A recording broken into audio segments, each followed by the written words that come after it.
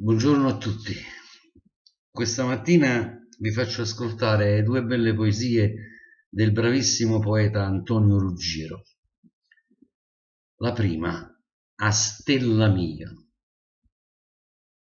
Stanotte stella so accussì lucente, caro silenzio eterni io senta voce, una fiamma nuova, una passione ardente, che bella notte, oinè, ma come dolce.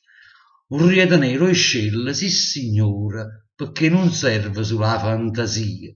Un riavolà stracarrica d'amore, finché non trova già a stella mia.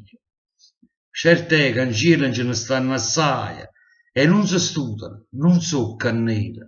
L'anima non si strui, non muore mai, perché non è da terra, ma lo cielo.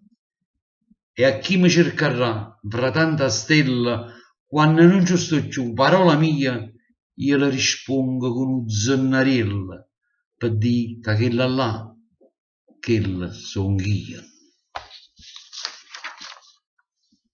La seconda, so brividi d'amore.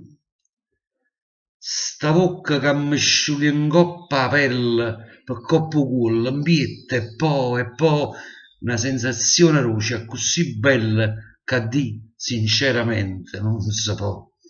So cose che si sentono soltanto ate che paravisa e natalizia, quando si sente un'anima che canta, so brividi d'amore e non so sfizia.